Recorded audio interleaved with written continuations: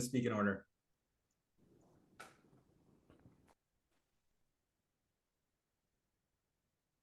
We can't hear you, Caroline, so we're going to get started and we'll come back to you like in a few minutes. Awesome.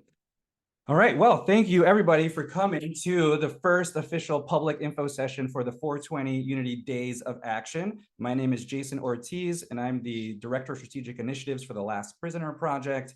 And we are a 501c3 nonprofit that helps get folks out of prison who are in there for cannabis crimes, founded in 2019. And we'll hear a bit more about the organization from our fearless leader, Stephanie Shepard, in a little bit.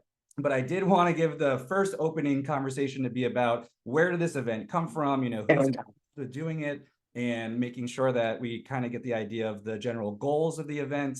And I really have to give a shout out to an old friend, Justin Streckel, who really created the foundation for this event to be possible when he brought together a number of different organizations from the more progressive side of things, or what is sometimes known as the left, the more conservative side of things, or sometimes known as the right, the folks in the industry, and all the different advocates that have been working on this for decades. And so he created an event called the Left-Right Alliance, and we had a number of organizations from what's called the Marijuana Justice Coalition, which is a very progressive coalition of organizations working on various types of comprehensive cannabis legislation, but specifically was the forefront of the MORE Act. And then the Cannabis Freedom Alliance, which is a bit more of your Republican organization. So we'll also hear from some of those members as well that have been working on bills like the States Reform Act. And then we also have a number of industry groups that are here to help to make sure that all the work that we do also includes making sure that the economic side of justice is included. And so, we all came together to figure out exactly what it is that we agree on and where we can work together, because we knew we weren't getting the traction that we needed to get alone. And we knew that together we could be much more powerful, and that we were only really going to get everything that we wanted if we were able to work together as a coordinated team, a coordinated movement, and really take advantage of the fact that 70% of the country supports the full legalization of cannabis.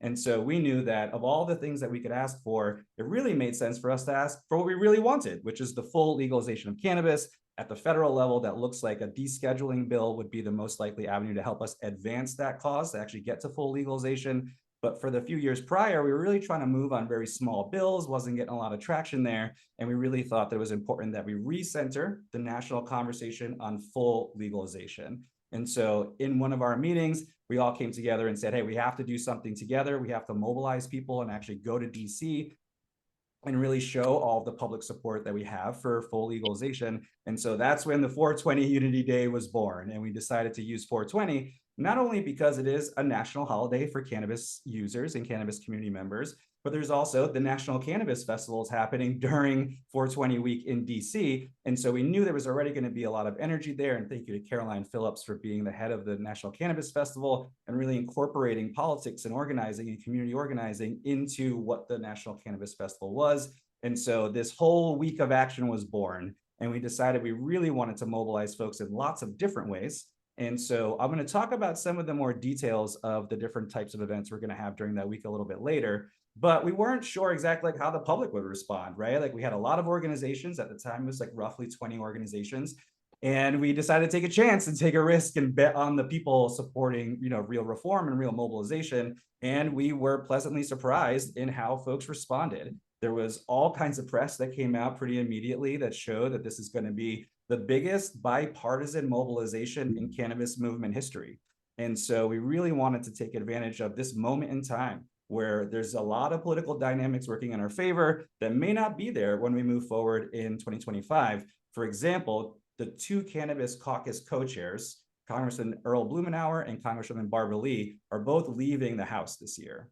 And so both of our main champions, this is going to be the last chance we have to really move something in Congress with their help. In 2025, we're going to have to find new cannabis champions. And hopefully at 420, all of us will inspire congressional members to actually be those leaders and actually take a leadership role on this particular issue. But it was going to be the last year of this Congress and maybe this president. We'll see how it goes. But it was very clear that we had to act now. We had to build the infrastructure between all these different organizations. And by infrastructure, I mean personal relationships, right? Like we really had to do a lot of healing work internally, finding how we can work together, even if we disagree on things. And this will set the stage for all the work that we do after this, right? So this is really the beginning of trying to build a new, more invigorated, more focused cannabis justice movement. And, we had tremendous response from all the different organizations that were a part of it to begin with, but also a ton more organizations decided to get involved and join the coalition after that meeting.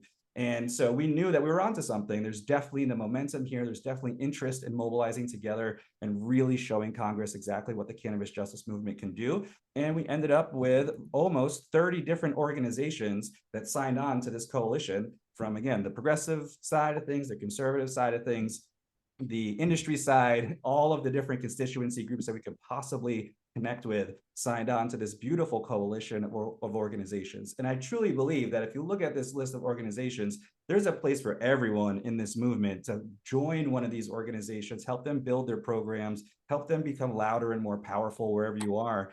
And so part of this is really, again, building those personal relationships between each other, but also with the public and all the organizations doing the work.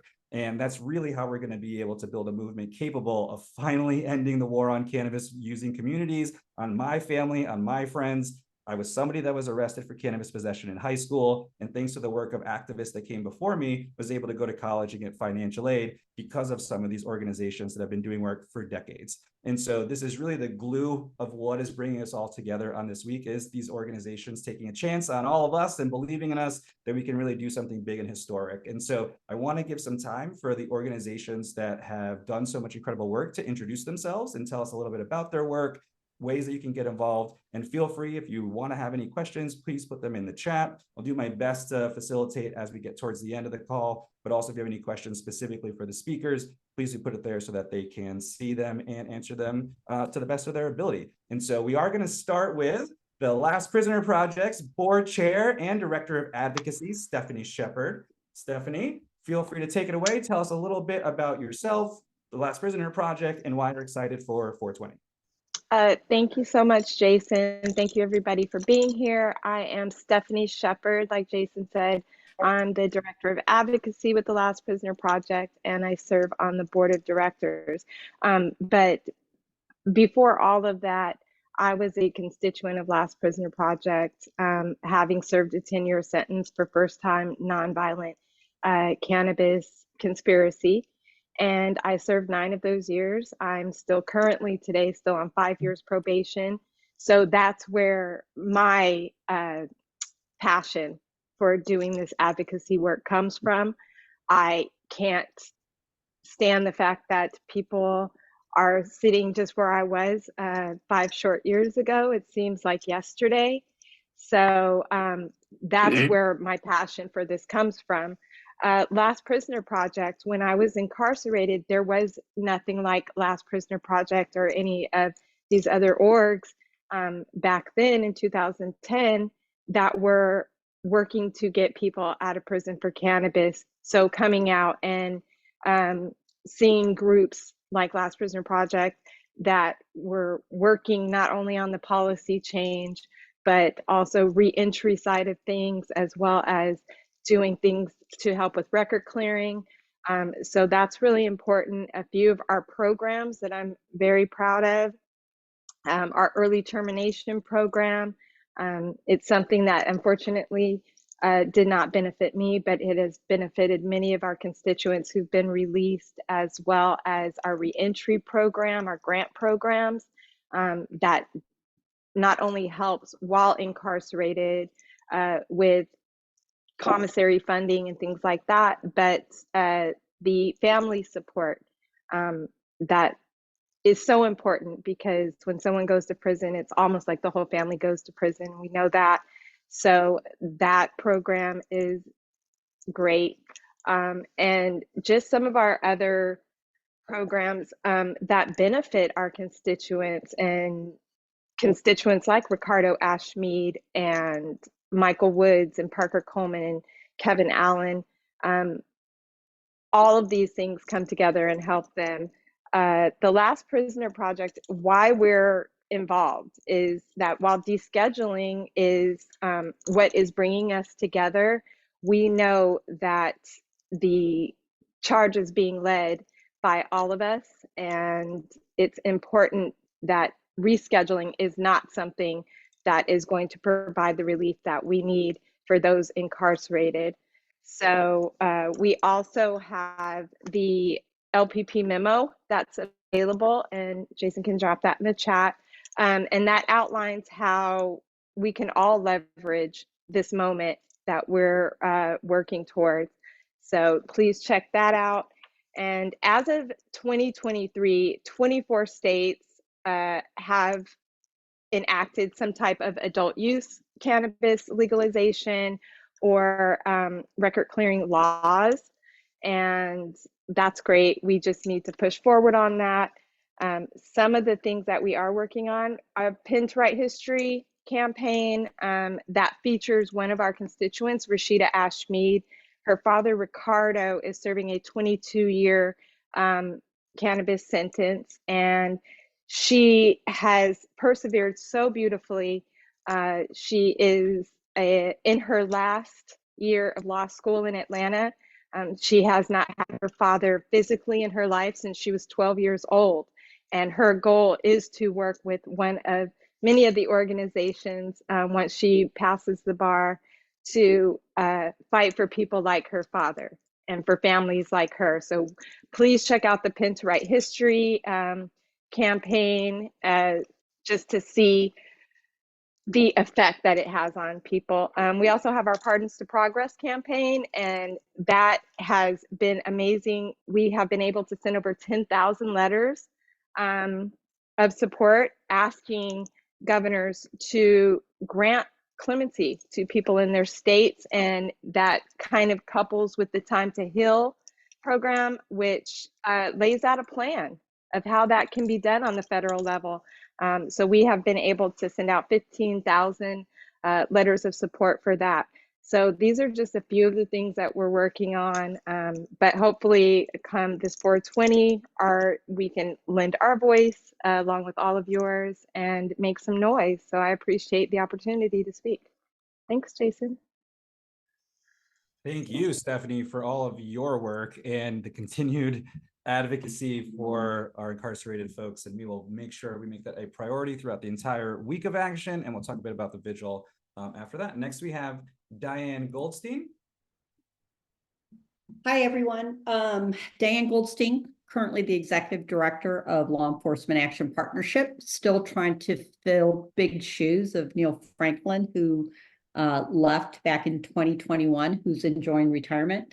I started the work with LEAP back in 2010 in October when we were called Law Enforcement Against Prohibition during the Proposition 19 campaign. I was a board member, chairman of the board, and then got hired. I'm now in my 4th year as executive director. So LEAP as an organization has founded on the principle that the drug war in particular is kind of the root of all evil relative to the criminal justice system. And in 2017, when we rebranded because we had a significant number of police chiefs and other criminal justice professionals who were active duty, who could not say the word legalized drugs, but really believed in the mission that we were doing. And by rebranding ourselves to Law Enforcement Action Partnership, we ended up bringing in and becoming much more inclusive as an organization and allowing people voice to transform policing as we continue to do the hard work. LEAP as an organization has been working on every major ballot initiative across the country, with the exception of a few, going back to Massachusetts, Oregon, state of Washington, and Colorado in particular as the first one after Proposition 19 lost. We work in educating the public in legislation with our valued partners. As I said, we do campaigns, and cannabis is just one piece of the policy that we work. And that's my quick 2 minutes. All right, on. Thank you, Diane, and thank you for being such a leader and bringing the law enforcement community to the table so that we can have a comprehensive conversation with all the folks that will be implementing the eventual end of the war on drugs that we are currently helping to end right now. And next we have Maritza Perez from the Drug Policy Alliance. Maritza, take it away. Thank you so much, Jason. So happy to be here among people who are so interested in this issue. Today, I'm going to talk a little bit about the Drug Policy Alliance and another coalition that we lead and one that we belong to. So starting with the Drug Policy Alliance, if you're not familiar with us, we're the leading organization in the country working to end the war on drugs. We support marijuana descheduling because we support ending marijuana criminalization and punishment. We've urged the Biden administration to deschedule marijuana, to take further action on marijuana, and to support marijuana descheduling legislation in Congress. If you'd like to stay up to date on what DPA is up to on marijuana, please visit deschedulemarijuana.com. And after I chat with you all here, I'll drop some links in the chat box on Zoom so you can check out our webpage. But you'll get up-to-date information on the Deschedule Marijuana webpage, but more importantly, you'll learn more about our position on why we think descheduling is the right call in this moment. I also convene the Marijuana Justice Coalition. This group was founded in 2018, and it's comprised of drug policy groups, civil rights groups, criminal justice, immigration, directly impacted groups, with one goal in mind, and that's passing comprehensive federal marijuana descheduling legislation in Congress that both acknowledges how Black and Brown and low-income communities have been disproportionately harmed by prohibition, but also works to repair the harms of prohibition and criminalization. We've supported this work, and we've done this really through passage of the Marijuana Opportunity Reinvestment and Expungement Act, the MORE Act, twice in the House. And we have also supported the Cannabis Administration and Opportunity Act, the CAOA in the Senate. And we are pushing the Biden administration to do all it can to end the harms of marijuana criminalization. And you can learn more about the MJC at drugpolicy.org/MJC. Finally, the Drug Policy Alliance is a proud member of United for Marijuana Decriminalization, UMD. UMD is a coalition of industry and non-industry groups that came together to put pressure on the DEA to deschedule marijuana, as well as to urge President Biden to do all he can at the executive level to provide relief to people who face punishments for marijuana activity. Some examples: restoring food stamps, restoring immigration protections for non-citizens with marijuana records, and of course, expanding pardons and clemencies for marijuana activity. UMD will be making a massive push to facilitate public comment to the DEA when the rule on marijuana is announced. I would encourage you to follow us and follow our work at decriminalizemarijuana.com and stay engaged. We want to make it as easy as possible for you all to submit public comment, so definitely keep in touch, follow our work. And I'll just end by saying that we're going to be very active during the week of action. So I invite you to please join me and meet my colleagues in the fight to end marijuana prohibition and criminalization. Don't be afraid to say hi. We'll be tabling. I hope I get to meet you. Thank you. Thank you so much, Jason. Yeah, no, thank you, Maritza, for all of your work over so long. Cannabis policy at the federal level would be very different without you. We'd be much more behind than where we are now. And so just thank you so much for that. And definitely anyone that's interested specifically in the very policy-centric conversations, please do contact Maritza. And there's also Mike Lazewski is available here in the chat. Feel free to ask any questions that you think are relevant. And we will switch over to our next speaker, which is Eric Gopal of the Veterans Cannabis Coalition. Eric, can you turn your video on? Yep. There he is. Let me snag you there. All right, take it away, Eric. Tell us why veterans support the Unity Day of Action on 420. Thanks, Jason. My name is Eric Opel. I'm the founder of the Veterans Cannabis Coalition, which we began in 2018 and have since been focused on ending federal cannabis prohibition while also driving the research and development of cannabis-based treatments through the Department of Veterans Affairs. In addition to a lot of the federal lobbying that we do, which is part and parcel to our participation in the Day of Action, we also focus on organizing veterans at the grassroots level, in particular, other veteran nonprofits in support of compassionate cannabis donations and education. So a big part of our programming, at the state and local level, revolves around making sure that veterans and other patients in need have access to cannabis without, without barriers like cost getting in the way. Because we've seen over and over again, not just in veterans, but particularly among veterans, how much cannabis access and education can help improve quality of life up to the extent of I would argue also reducing suicide and overdose risk significantly, which are two issues which are not unique to veterans, but like so many other health issues, fall very, very hard on the community. So we'll, as part of the 418 Day of Action, we're also going to be participating in the National Cannabis Festival. I should also add that we're also organizational members of the Marijuana Justice Coalition and support descheduling alongside a broad array of restorative justice measures, in addition to our own sort of niche around patient and research issues. So as part of the 418 Day of Action, we're going to be activating veterans to hopefully do some planned meetings, but also do drop-ins into some key Senate offices, because I think there's definitely a lane for veterans as stakeholders to help bring in particular some moderate and conservative votes as we get closer and closer to making descheduling an actual reality. So thank you again, Jason, and thank you, Last Prisoner Project, who has also in the past supported a veteran that we helped that they helped significantly drive attention and funding to, who was facing 5 years in prison for cannabis possession in Alabama. So yeah, just a testament to the work and the kind of coalition work that we're all doing together. But again, thank you for your time, and thank you, Jason.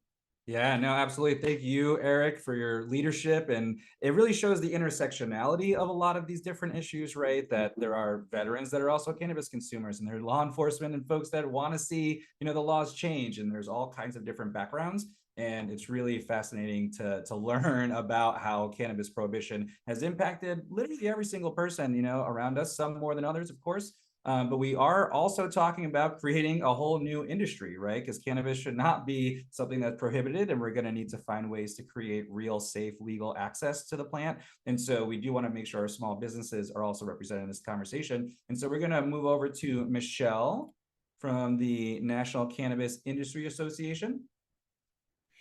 Hey, Jason, and hi, everyone. Good evening. Hope you're doing well. You led me right into small business, and I couldn't appreciate that more. As I said, hello, everybody. I am Michelle Rutter-Freeberg. I am the Director of Government Relations for the National Cannabis Industry Association, or NCIA. We have been around since 2010, making us the oldest and largest trade association representing the legal cannabis industry. And so that being said, our organization represents hundreds of different cannabis businesses, whether they are direct to plant, so cultivators, retailers, manufacturers, also all the way over into the ancillary side of things. So they may be lawyers, accountants, etc. Now, that being said, our association wholeheartedly supports descheduling cannabis from the Controlled Substances Act fully, period, like full stop. But at the same time, we have to be cognizant of the fact that a move to Schedule 3, which is what is being talked about both by in the press and as well as the federal government, would eliminate IRC Section 280E, which would eliminate a punitive tax measure that is particularly impacting small and medium-sized cannabis businesses, particularly those that are comprised of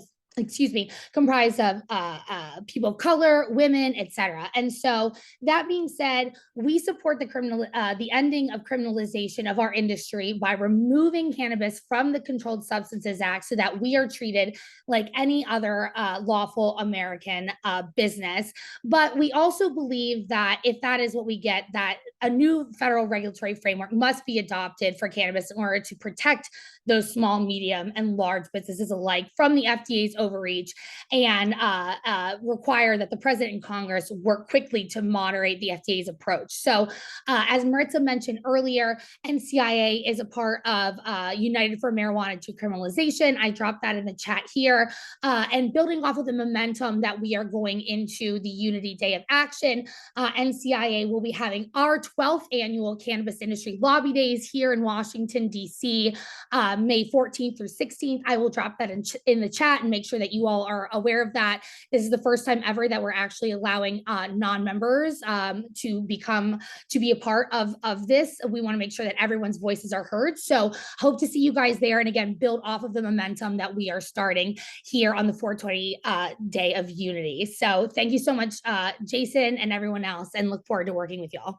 Yeah, thank you. And definitely, if you're someone that's interested in the cannabis industry, first we got to deschedule it. But if you are someone that is in the business side of things, please do reach out to Michelle and NCIA. They can connect you with a broad network of businesses across the country and every facet of it. And so I'm sure they'd be happy to tell you whenever their other events are that you can participate. But definitely, of course, in May, let's go back to Congress again. But before we talk about May, let's talk to our good buddy Jeffrey Lawrence from the Reason Foundation to tell us a little bit about why his organization supports descheduling.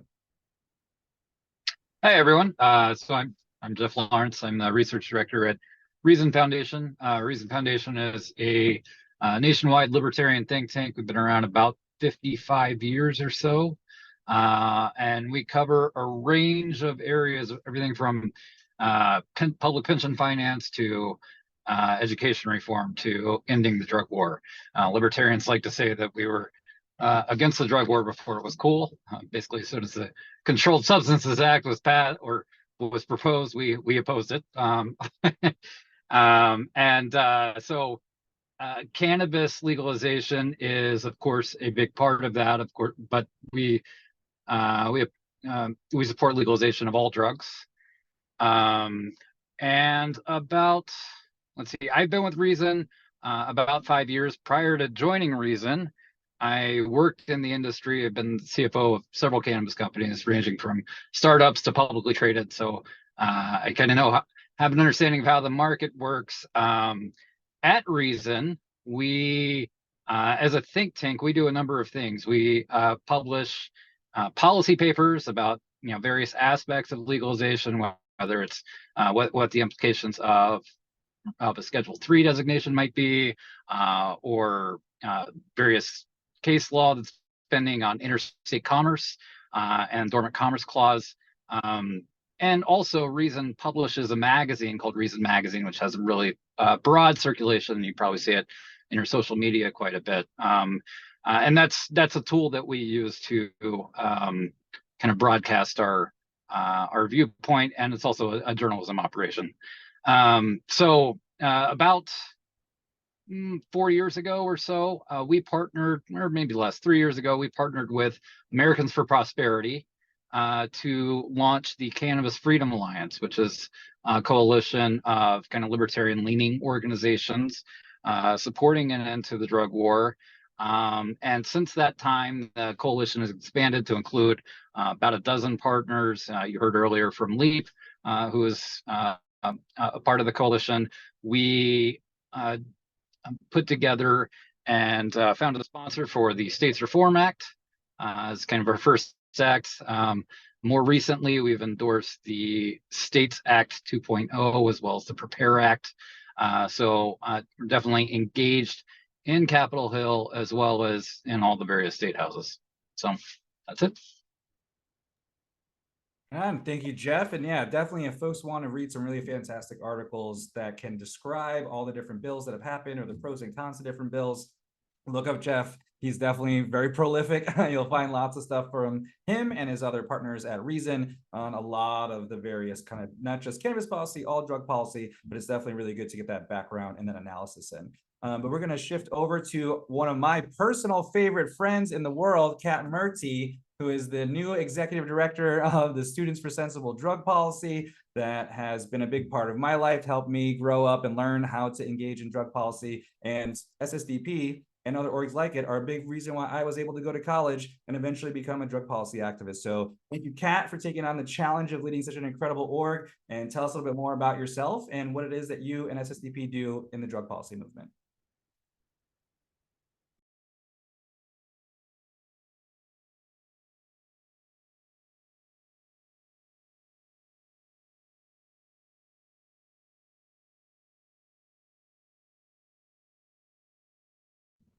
Did Kat freeze for everybody? Okay, bummer. So Kat, we will come back to you if I don't hear from you. Oh, there you go. I can see you, but I can't hear you. You have to unmute yourself. Can you hear me now? Yeah, there we go. Okay. You Well, it did wouldn't be a Zoom call if it didn't happen to someone, right? So thanks, everyone. Thanks, Jason. That was probably the best intro I could have possibly asked for. So thanks so much. And thank you to LPP for organizing and for having me on tonight. I apologize, first off. I just moved yesterday and I'm currently on childcare duty for my babies because I'm living that two and under life. So it's totally chaos here, but I still wanted to come on today specifically because this issue is so important to me and to SSDP. So my name's Kat Murthy. I'm the Executive Director of Students for Sensible Drug Policy. We are the largest national youth-led network dedicated to ending the war on drugs. Since 1998, SSDP has mobilized tens of thousands of young people, like Jason, like me, to advocate for a more sensible approach to drug laws. And we've helped push through countless policy reforms in that time, including many of the state and local laws that have helped bring cannabis to the quasi-legal state that we're in today. In 2024, we've made the strategic decision to recenter cannabis justice, specifically descheduling and retroactive justice, including record sealing, expungement, clemency, and other similar measures as the heartbeat of our larger organizational mission. This right now, this is our moment. We have the opportunity right now to finally bring the war on drugs in this country, at least when it comes to cannabis, to an end. Going into the 2024 election cycles, both the Republicans and the Democrats are counting on the youth vote. At the same time, several key policy considerations impacting the future of cannabis law and regulation in this country are being debated right now. How they are decided will impact the fate of cannabis freedom and how many people continue to languish in our criminal justice system, whether within or outside of prisons for decades. Tonight is the State of the Union address, and if President Biden mentions cannabis at all, he's likely to toot his own horn on 2 executive pardons that didn't let a single person out of prison. Let's not forget that. And maybe he might suggest that cannabis might be getting moved to Schedule 3. If this issue even comes up, it will be because the vast majority of Americans agree. They believe that cannabis should be legal and that no one should be in a cage because of a plant. This isn't a left issue. This isn't a right issue. This is a freedom issue. And we cannot let them pull the proverbial political football just out of our reach any longer. Because let's be clear, Schedule 3 has its benefits, but it is not legalization. And tens of thousands of our friends and family members continue to languish in custody or are bound by the paper shackles of a criminal record because of cannabis convictions, many for amounts far less than dispensaries deal in daily, including in states where marijuana has supposedly been legalized. We have to make sure that the American electorate understands that. Our movement has often found itself entangled in political infighting. Precious time and energy that could have been spent making a real difference have been lost in internal conflicts. The tides are now changing. The 420 Week of Unity, which is SSDP's larger project surrounding and working in partnership with LPP's 420 Day of Action, which we're all here to discuss today, recognizes and responds to that. SSDPers and all of us here on this call today have the power to pressure decision makers on both sides of the aisle, from the State House to the White House, to do the right thing and not just finally legalize cannabis fully, but release all cannabis prisoners and allow them to fully reintegrate into society where they belong. Through a coordinated nationwide effort to force cannabis clemency into the conversation, to make it an issue around cannabis legalization, we will demonstrate that cannabis justice is a pivotal issue, one on which any politician hoping to win votes must take a stand. Meanwhile, through the expungement resources and support that we at SSDP are bringing to DC and then disseminating through our chapters around the country, we will continue doing the work to break the paper shackles of prohibition and build a better world, one individual at a time. Young people have always been at the front lines of the war on drugs. The war on drugs is a war on us, and we are dedicated to bringing it to an end.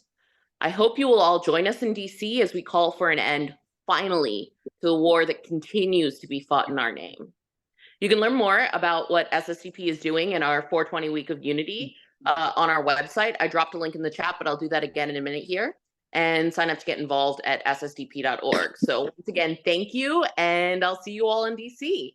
Yeah, thank you, Kat. I'm convinced. Sign me up. Where do I sign up? Next, we're going to move over to one of the people that made this entire week possible and has been making weeks like this possible year after year, building the movement on the cultural side. Caroline Phillips of the National Cannabis Festival. Take it away and tell us all about the incredible event that you're going to be putting on in the mix of all of this wonderful action. Oh, well, thank you so much, Jason. Can you guys see and hear me? Oh, I've done it. This is so exciting. Well, I'm really, really, really excited to be here today. I'm Caroline Phillips. I'm the founder of the National Cannabis Festival, which is an annual celebration here in Washington, D.C. that takes place less than 1 mile from the U.S. Capitol at RFK Stadium. Before I jump in, I really do want to just quickly thank all of the organizations on this call and thank LPP for taking the lead and pulling us all together. This is just really inspiring, and I'm so thrilled that NCF gets to be part of it. When I started the festival, I envisioned, perhaps someday other events will pop up around us, and we'll start to see advocacy groups coming to DC to do their work the same week. So to see this finally happening really is gratifying, and I am just so proud that we get to support all of your work in the week.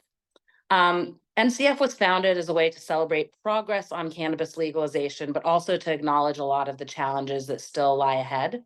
We like to think of NCF and all of our surrounding programs as a way to convene unlikely allies and also people from across the political spectrum during 420 week, which oftentimes comes with a lot of tongue-in-cheek jokes and goofy media coverage. We wanted to give people a chance to have fun, but to also meet all of our advocacy partners, listen to some music, attend education sessions, and hopefully leave the weekend a little wiser and a bit better prepared to hit the polls in the fall. So many of the organizations on this call today are part of our advocacy committee, and we would love to see you all in DC, of course, for all of the events on April 18th with the 420 Unity Day, but also if you're available before. On April 17th, the National Cannabis Festival is hosting our policy summit at the Martin Luther King Jr. Memorial Library here in DC. The event is free and it's open to the public. You'll see many of the bright minds on this call at that event speaking on our stage. On April 19th and 20th, so the day after the lobby days and of course the rally, so get excited for the vigil that evening, we'll have the National Cannabis Festival on April 19th at RFK and April 20th. You can expect education programming across 6 different pavilions. We'll have lots of trainings led by our advocacy partners and demos, and of course, a great concert headlined by the Wu-Tang Clan, Devin the Dude, and of course, Thundercat. So we're excited for a fun weekend after a great week of work. And again, thank you all so much for being here and for inviting NCF to be part of the fun. Inviting you made it possible. Thank you for inviting us into your movement and your space and to create a situation where we can go and lobby and protest and rally and get to the press and then go see Wu-Tang right afterwards. Like that's well, we wouldn't be here without all of you. So Sure. You guys laid the foundation. We just built the party on top of it. So thank you. Hey, and we wouldn't be able to have the energy to do the work if we didn't have a chance to rest and appreciate each other for a minute. And that's going to be a big part of this too, is right after this is over, there's going to be incredible cultural events that folks can actually get together and strategize and take all the energy and questions and things they learned from the first 2 days into those spaces and talk to thousands of different people and countless more organizations as well. And so we're going to jump into the actual logistics of the events that are going to be happening for those 2 days. Feel free, again, use the chat to ask any questions, reach out to folks.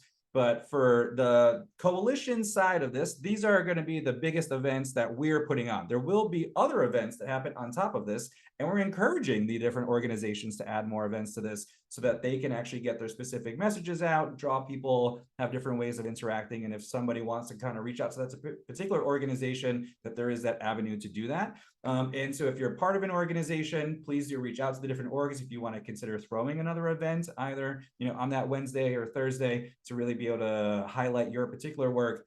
Please do. There's 30 different organizations, almost, I think it's 28 to be exact. that you could partner with to do something really cool during the week. So definitely take advantage of that. That being said, we do have 4 really big events that kind of take up a lot of the time, and we're going to go over those in detail. So in order to make sure that all of this work actually gets to the people and actually gets to all of the decision makers, we knew we had to have a pretty strong press strategy. And so we're going to be kicking off the Days of Action with a press conference in front of Congress. And so it will likely be in the House Press Triangle at 9 a.m. Now, for this particular event, it is more focused on the coalition partners. They will be speaking. Although if you are in town, we would like folks to join us so we can have a bigger crowd behind us, and it'll look really good for the press. And who knows, you might get on the news or get into one of Jeffrey Lawrence's, amazing Reason articles. And so we're going to make sure we start with that.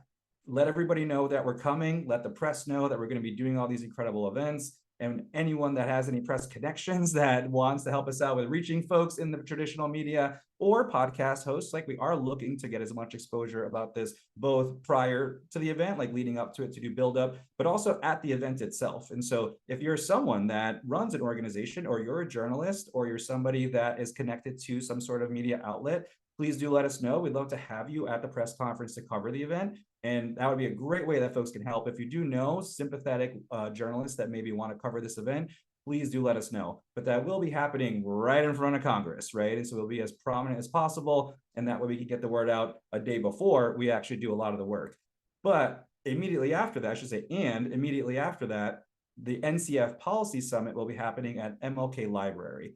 The Policy Summit will go over all of the different policy details, and I mean all of them, that are currently hot topics for Capitol Hill. And so you can go, you can participate, you can sit and listen, you can meet other organizations. But if you're not quite sure exactly the details on the different laws and like what the different acronyms mean, what CAOA or MORE Act and all of this, the Policy Summit is the place to learn all of those details from the folks that are doing the work. The Last Prisoner Project will also be hosting a training for lobbying, the basics of how do you talk to your elected officials, how do you find where their office is, what kind of words do you use, how do I, tell my personal story, those kind of things. We'll have a training there beforehand. So that way anybody that needs any updates or just wants to kind of practice their pitch, we're happy to do that. It is a very fantastic event, so please do check it out. However, just will note, it is at MLK Library, which is a little bit farther away from Capitol Hill, but still within Lyft and public transportation distance. And Caroline Phillips has had an incredible job putting on the NCF Policy Summit year after year. So again, if you need any updates on the actual policy, that's the place to get it.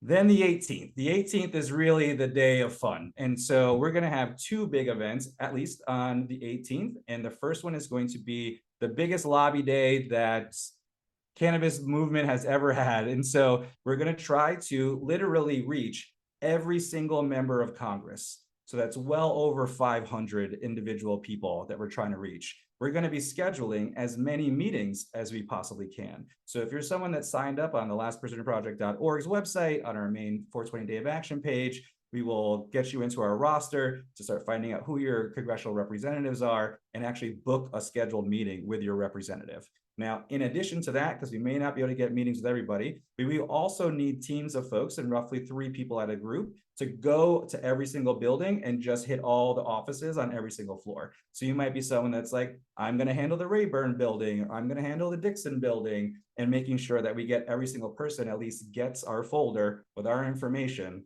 with the progressive, conservative, and small business arguments for descheduling.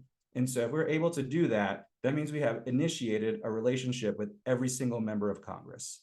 If we're able to do that and walk away from that, now we have the base of interactions and base of knowledge of who's doing different things to find out exactly who is supportive, who's not, and how do we apply the right messenger for that particular congressperson to bring them closer to supporting descheduling, right? So you may not have all the answers, but someone in our coalition definitely has all the answers for whoever your congressperson is, and we can help pair you with the person that makes the most sense to then engage with that congressperson moving later. So if it is someone that is a Republican, maybe we can pair you with LEAP or the veterans organizations in order to have those conversations, or Jeff from LEAP, from Reason.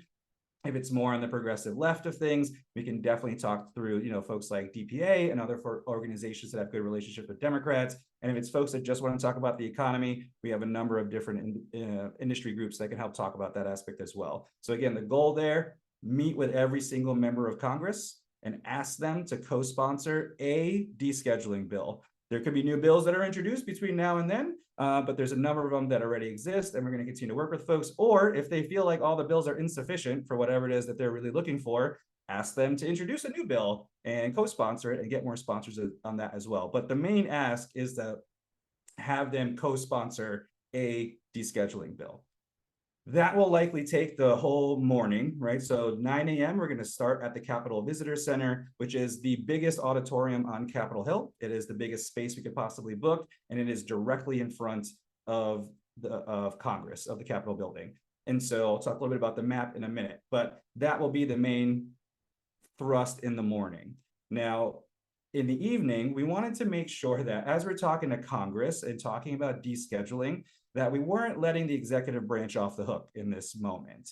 And so we wanted to make sure that we were also addressing the president and the various agencies, the DEA and other agencies that are involved in drug policy, specifically to address the continued lack of action on releasing cannabis prisoners from prison. There are currently at least 3,000 federal cannabis prisoners that are languishing in prison, despite the fact that other folks have gotten pardons that have had done things that were technically significantly worse. The current administration has actually denied 8,000 pardon applications, and we've seen 0 cannabis prisoners get released from prison. Now, this is an action that does not require Congress to act. The president can act all of his own accord and his own power to release these folks, and he's simply chosen not to. So we wanted to make sure that as we did this work, we reminded not just the administration, not just Congress, but even ourselves and our own people and our own communities, that there are people that are languishing in prison, and every year that they spend in prison is a birthday they're gonna miss, is their daughter going to prom, a grandparent may pass away, a parent may pass away as they're in prison, simply because our current president is choosing not to use the power he has to give people the freedom that they deserve. So we wanted to recenter the conversation back on why we're really doing this work and the emotional and personal ramifications of the war on drugs. And so we are going to have a vigil in front of the White House that will bring attention to this particular issue. And I really like it because it'll be one of the few times I've been able to do a real big action or protest at night. And it's going to be a very interesting space. It's going to be a very beautiful space to be able, in cooperation and community with everybody as we pull this together. And it'll be happening at roughly 8 p.m. Sundown is about 7:45. And so we'll start at 8 p.m. in front of the White House. And that will be the space where we're actually asking everyone possible to come and join us, folks from the local community, folks that were lobbying, folks from other events. That will be the big action where we're all together, and we'll be right smack in front of the White House. So feel free, if you want to take a minute to look at this schedule. We will update folks constantly, and as things get added, we'll definitely be able to make sure that folks will be able to have access to the schedule. But this is the basic for those 2 days, right? We're going to be in front of the Capitol for the press conference Wednesday morning, MLK Library Wednesday afternoon. We'll be at the Capitol Visitor Center Thursday morning, and in front of the White House Thursday evening. And so for the folks that may not know exactly where this is, so this is where we're going to meet on Capitol Hill. You can see the U.S. Capitol right smack in the center. The Capitol Visitor Center, I mean, is literally right in front of it. And so we'll all be gathering there. Then for folks who haven't been on Capitol Hill, all of the offices for all of the different representatives sort of surround the Capitol. So, you know, you have the Supreme Court, you have the Cannon Building, you have Longworth. That's where all of the representatives' offices are. So we'll start at the Capitol Visitor Center and then go to all the different offices from there. Different folks will go to different buildings. Does that make sense to everybody? Relatively straightforward? Feel free, if there are any questions, you can drop them in the chat. We're going to go ahead and move forward a little bit. So ways you can get involved between now and then. So we have like 6 weeks or so between now and 420. We need to be able to build up as much momentum as possible. The way we're going to be able to actually pressure senators, congresspeople, the president, whoever it may be, is to really build momentum, and that every day we're doing something, we're using that time to either recruit more people or directly contact our representatives. And so one of the first things that everyone can do and should do right after this call, or at least tomorrow morning, is to actually call your senator and say, we really want you to support the full legalization of cannabis. Do you have a position on it yet? And find out where they're at.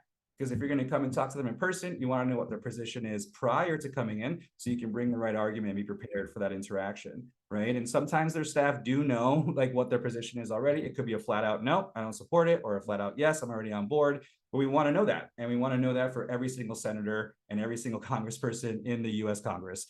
And so the first thing you can always do is just call them and ask, but also let them know that we're coming and ask for a meeting. We will be helping folks schedule meetings with as many offices as we possibly can, but it never hurts to have the constituent themselves also call and also ask for the meeting, and just let them know we're coming, because we do want the whole House and Senate to know we're coming and we're bringing people, and get a little nervous about what happens if they're not ready for us. And so the more we can do that, the better. And I think that's going to be one of the easiest things. It literally takes like 3 to 4 minutes in order to have the whole conversation. And I'm going to show you an example of it right after this slide.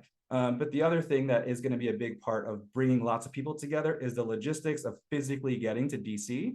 And so depending on where you are, driving may or may not be a possibility, trains, buses, etc. But I do think we can have some facilitation of folks that want to work on carpooling to DC. So we are looking for folks that could be a state captain. Maybe somebody wants to, organize Maryland, or somebody's in West Virginia and wants to organize a carpool there. Definitely think that a caravan of folks coming to DC for this action would be a really cool way to arrive. And I think it's a relatively straightforward thing for someone that just wants to get involved and not really sure how to help. Organizing the transportation in DC would be super helpful. And it is really important that the folks that do that work are local, because they'll know what roads make sense and how to get places. So if that's something you're interested in, definitely let us know. And then, of course, we're going to have another one of these meetings in April. So we do want to get as many folks there as possible. So all of your friends, family members, organizations that you're with, you're like, hey, that call was pretty cool, I want you to check it out. We will have another one of these in April 3rd at 6:30 as well. You can see the link there, and we'll be able to get that out to everybody after this call. The bigger ask we had would actually be to have folks do satellite events in your hometown. So have some kind of event bringing awareness to either full legalization as a topic, the actual Unity Day of Action itself. Could be a conversation, can be folks going on press or having a press conference, sharing their support, but doing something locally, right? If we can get tons of local events, that means the congressperson who represents that area will know you're getting them both locally and at their national office. You have a much more likely to get a serious response from them if they see that folks are really putting in the work and mobilizing. And so there's lots of different ways you can do that. We have a great example here from one of our coalition partners, Supernova Women. So shout out to Amber Center for getting an Oakland event together. We're going to be doing a nice press conference with the Drug Policy Alliance, specifically talking about descheduling cannabis. And that way the West Coast community can engage in this fight and organize and figure out how exactly folks on the West Coast can participate and support. And so it's going to be something super important for folks that like organizing, or you already have an organization that's looking for something to do. Host an event. Happy to zoom in if I can be helpful, or if any of the organizations here can be speakers. We would love to be able to help you out with that. And I think that's going to be a great way for folks to get their local community excited. And maybe even if you need to do some fundraising for travel funds, it's a great way to do it. And so lastly, I'll say, outside of all the different logistical organizing, we need more artists involved in this movement and in most movements, really producing incredible art for us to be able to share why we're doing this and actually showing the emotional side of the work that we're doing and inspire people to act, right? Like the role of the artist in movement building is to make the revolution irresistible. And I think that's what we really want to see, is if there's any artists in the audience today, or folks know a fantastic artist that could help us make this movement irresistible, that is something we're definitely interested in working with you, and happy to share your beautiful artwork with all the folks that we're working with. And then lastly, just follow the Last Prisoner Project and the various organizations. We'll have countless updates moving forward, new ways to get involved, and you'll have all kinds of interesting content and information about the different policies and other drug policies or other cannabis policies that are happening more close to you. And so just to show that it's not that hard to actually call your senator, I called my senator, and unfortunately I had to cut out some of their actual audio. So you'll hear me talking more than you'll hear the other person talking, but you should get the basic idea of it. It's about 4 minutes long, and then we'll wrap up and head to questions right after that. So I'm going to go ahead and give it a whirl. All right, we're going to call Senator Blumenthal's office. He is my representative in Connecticut. He's my senator, and then Senator Murphy. And so we're going to ask him their position on cannabis descheduling, and if we can get a meeting with them on 4/18, just let them know we're coming. So let's give it a whirl, see what happens.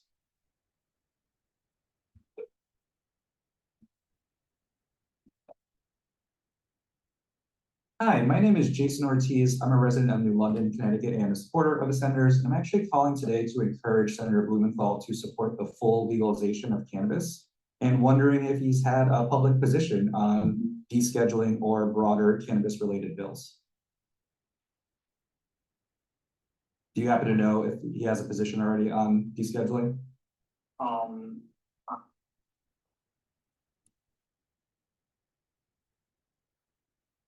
And while you do that, I'll just say that we are organizing a big mobilization for 4/17 and 4/18, so April 17th and 18th. And the organization I work with is called the Last Prisoner Project. And we have roughly 30 different organizations that are coalescing to really push for the full legalization of cannabis, from the left, the right, the industry, small operators, and everything in between. And so just really want to let you all know that we're coming this 4/20 to DC, bringing lots of folks, and would love to set up a time to meet with the senator or his staff during that time to express exactly why it is in the best interest of Connecticut. Of course, I don't know if you know, but it has been legal here in Connecticut for over 2 years. And so we have a number of other senators in states across the country, specifically the senators in Massachusetts, New York, and New Jersey have signed on to the Cannabis Administration and Opportunities Act, the CAOA, in the Senate. And so we're really asking for Senator Blumenthal to officially co-sponsor that bill. I don't have the numbers, the Cannabis Administration and Opportunities Act. And the main sponsor is, Senate Majority Leader Chuck Schumer, but then also folks like Senators Warren, Senators Booker, Senators Gillibrand, and many others have signed on already.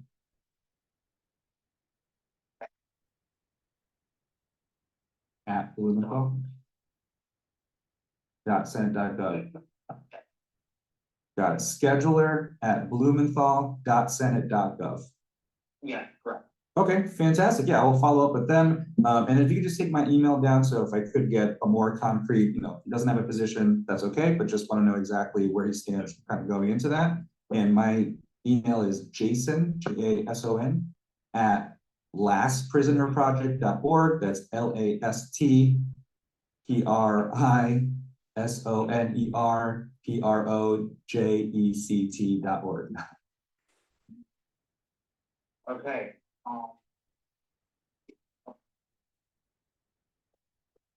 Yes, absolutely. So my phone number is 8. Okay. Oh, thank you for the comment.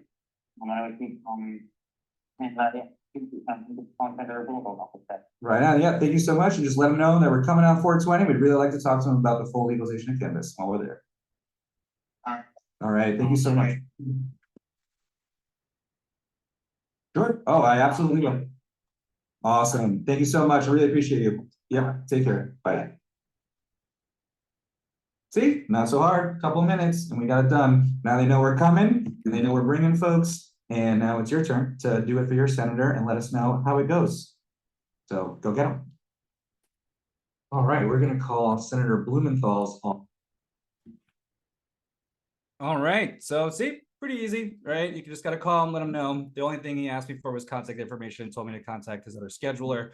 But overall, it was pretty quick. They're relatively straightforward. You just want to ask them for their position and let's have a meeting and let them know we're coming. But speaking of fantastic art that has been produced by folks that are working on the movement, our esteemed Vigil co-director, Callie Hoffman, produced this AI image to kind of have an example of what it might look like for us to have the Vigil in front of the White House. And I just thought this was a beautiful representation of not just what we could do, but how we can use new tools now to create exciting visuals and different types of art for folks to really inspire them to come and to really think through what could our movement actually look like. So for the folks out there that are fans of AI and using all kinds of different tech to help us produce different types of communications, like please do use this moment to take advantage of all the attention and everything to help us communicate what it is that we're doing, why we're doing it, why it's important, and why folks should join us on 4/20. Because I do believe we have an incredible amount of power in society that we're not really taking advantage of because we weren't as organized, we weren't as united as we were before,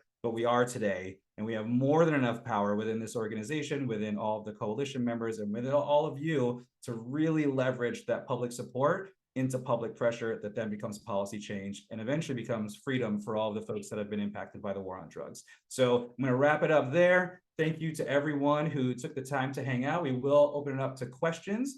If there's anybody that has a question, feel free to raise your hand and I'd be happy to call on you. Or if I see any more in the chat, I can definitely do my best to answer them there. Or if there are any coalition members that would like to introduce themselves, happy to do that too. But are there any questions for me or any other folks that are on the call? Or was that a stellar performance and nobody has any questions? All right, we got Mike Brennan. Or you want me to write? Say that again. You want me to talk or write? It'd be a lot easier if I can just talk with you. I'd be coming down from South Jersey. Oh, I'm nice. Mike Brown, with board of directors for the Coalition of Medical Marijuana in New Jersey. We've been, matter of fact, this is our 21st year. We've been instrumental not only with the medical marijuana program, but the legalization effort in New Jersey. And right now, all the fixing of that problem, talking about overregulation and how quick it can strengthen the black market for you. Excuse me, legacy market for all those. And, but that's pretty much what we're doing. My question though is coming down there to stay. A lot of times it's me and my service dog. So, staying at some of these places is a little nuts. Actually found a nice little hostel that squeezes us in nice and comfortable. But Nice. they pull out all the stops for us. I've been coming down for lobby days with Normal now for several years. But allocation and travel is difficult. So I try to bring that up. You guys have anything going to stay while we're in town? They're cut out a little bit there, but so we don't have any specific spaces that we've already booked for folks coming into town. But if folks have recommendations, more than interested in joining that, I mean, we'll be working to try to pair folks up that are coming from similar areas. But if you are someone that has some good experience about places that do make sense or a little bit more friendly to this particular crowd, please do send them over. But at this point, we don't have any real specific spaces for folks to stay. And we will need folks to kind of figure out their own travel for the most part, although we will try to facilitate it as much as we can. I'm kind of hesitant right now because I want to secure my own room first, but fair. Well, let us know when you do. High Road is the name of the place. Pretty easy to remember. HITH, High Road Hostel. Nice. It's down in Adams. Oh, come on, what's that? I'm not that familiar with that town. Yeah, Adamsburg part of town. Perfect. So, yeah, Mike Brennan, I'll be hanging out there. If you guys want to chip in on a bunk, let me know.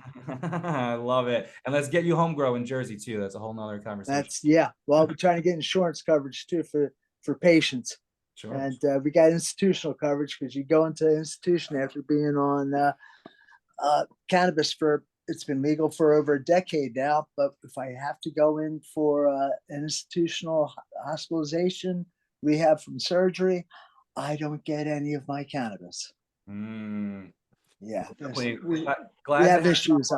We have issues, and let's get back to it. Sure.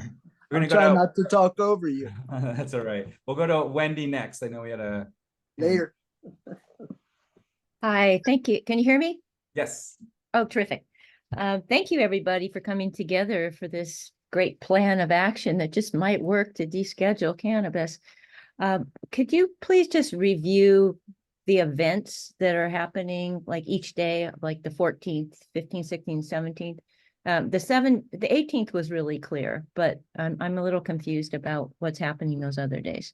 Sure. So the 17th, which is the Wednesday before, there's a press conference in the morning where our coalition members will be speaking to the press.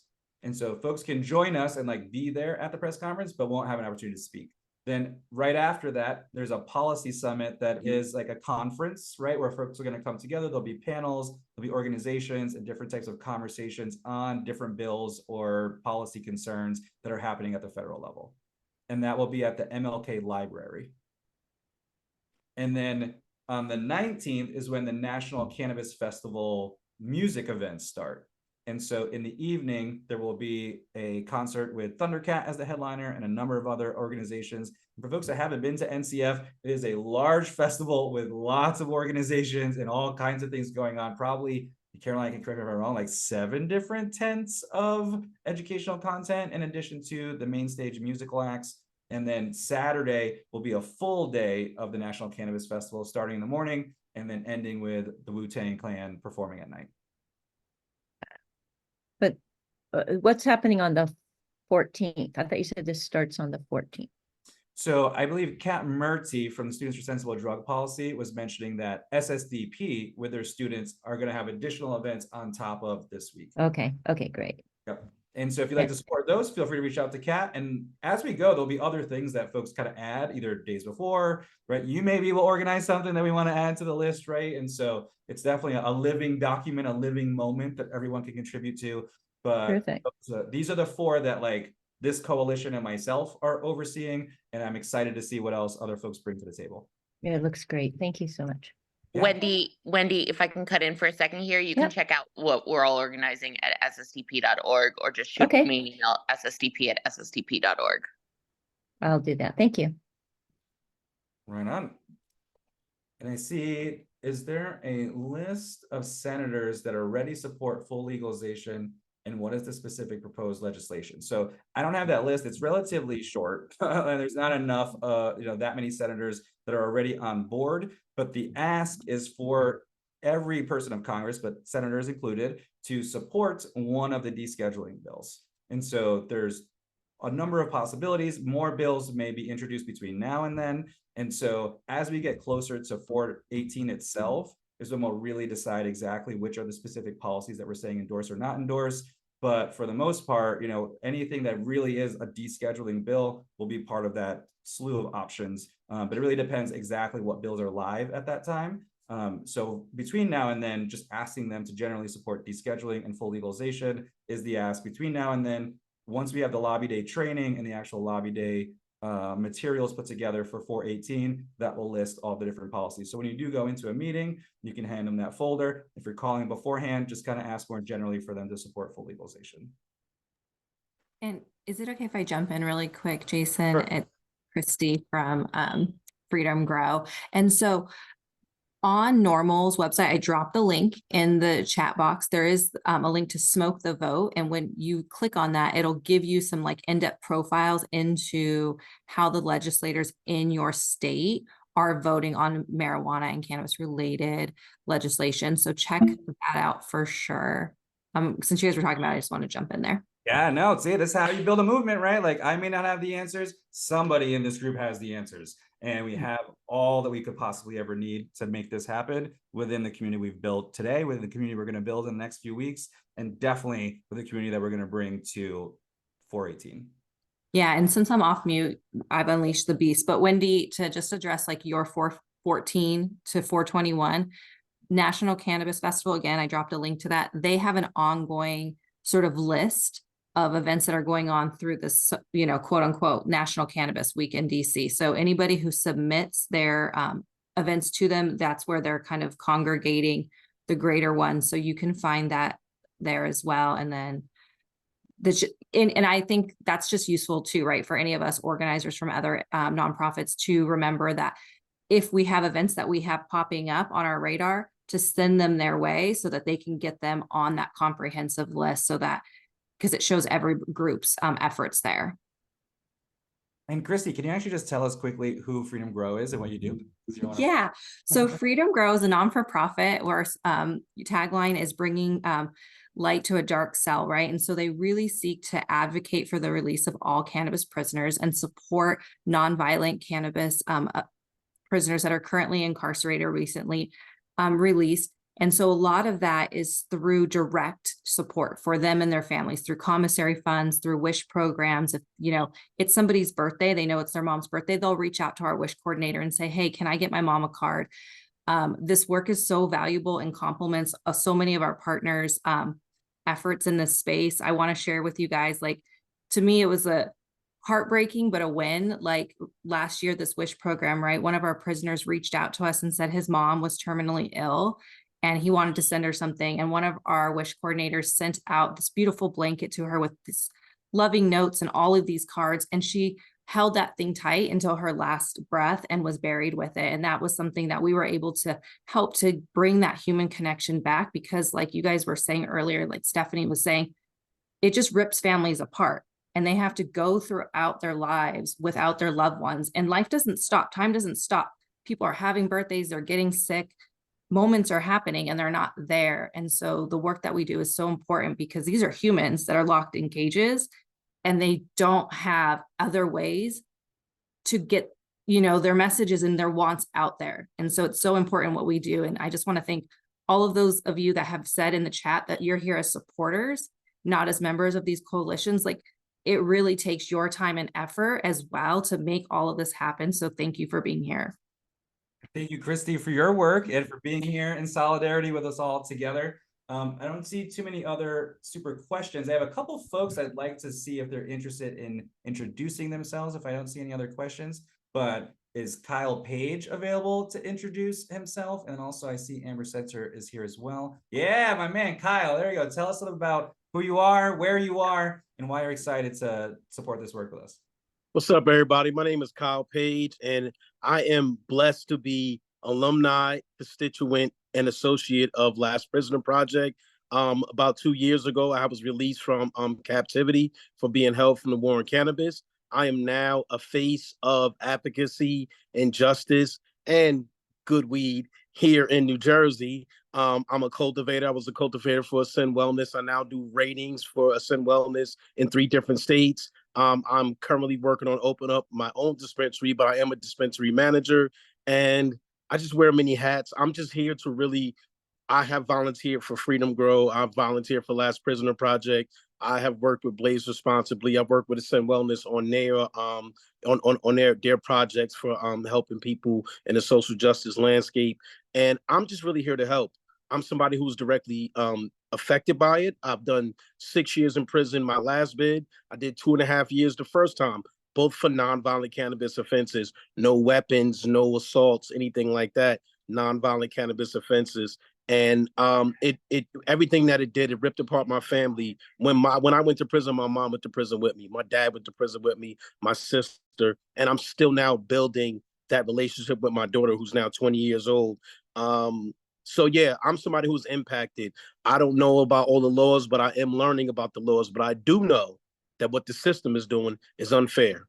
And what I do know is that I've always fought bullies. And to me, the system is a bully right now. So I got both my fists up, and I'm ready to fight alongside of every single one of you.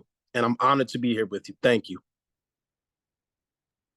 The honor is all ours, brother, to see what you're doing and still coming out and kicking ass to help all those different folks on top of trying to start a business, right, is a monumental undertaking. But someone that does know all about advocacy and also starting businesses is Amber Setzer of Supernova Women. Me on that spotlight here. Amber, why don't you tell us a little bit about yourself and what Supernova does? Yeah, hello. My name is Amber Setzer, one of the co-founders and the executive director of Supernova Women. Women of color run the organization and founded, started back in 2015. We worked with the city of Oakland to create the first social equity program in the country, then worked with San Francisco, and then worked with Senator Stephen Bradford at the state to make sure all of those programs are continuously funded. So been around for a very long time, been at the table for a very long time, just making sure that Black and brown folks are included in the regulated industry in an equitable way. But yes, we have a couple of things coming up. On the 20th, we're actually doing a town hall, so something of a webinar in partnership with DPA as well as Last Prisoner Project, making sure that we inform folks with a bit of the technicalities and some of the factual things of the possible and potential outcomes of rescheduling and descheduling and what the differences are. So as we know in the industry, there are many, many misconceptions happening right now as far as what the actual implications are of rescheduling. and as well as descheduling. So we want to make sure that you have the facts when you're going out and you're speaking with your community, you're speaking with the legislators. Just want to make sure that you're very well informed and able to defend your stance accurately. And then on Wednesday, March 27th, at downtown Oakland at Oakland City Hall at Frank Ogawa Plaza, we will be hosting a press conference where we'll have a number of community stakeholders that are affected by the rescheduling or descheduling of cannabis come and speak and call on the federal government to deschedule cannabis. So we'll have stakeholders, we'll have some legislators, we'll have folks that have been affected by the war on drugs, all speaking, calling on the feds to deschedule cannabis. So if you're in California, really hope that you can make it. And yeah, thank you, Jason, for giving me an opportunity to talk to the folks. Absolutely. Thank you for giving us an opportunity to talk about equity policies over the last 10 years. And so anyone that does want to work specifically on those types of policies, Amber is the founder and one of the folks that created that idea and has brought it to the nation in such a powerful way. And so, I think, that's where we'll end it here, folks. Definitely, if you have any questions, we have put together a frequently asked questions doc that's available on our website. If there's something on there that's not answered, please do feel free to email me.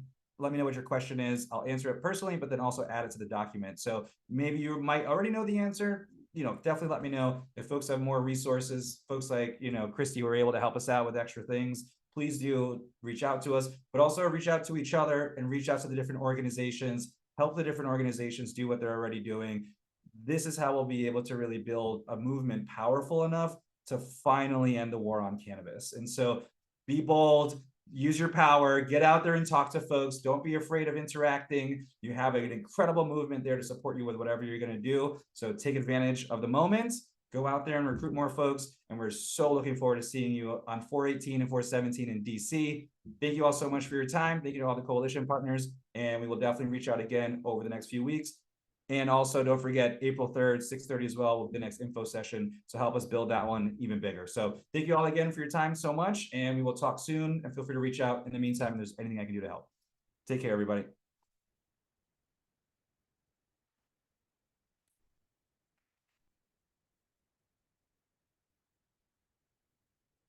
All right, we're gonna call Senator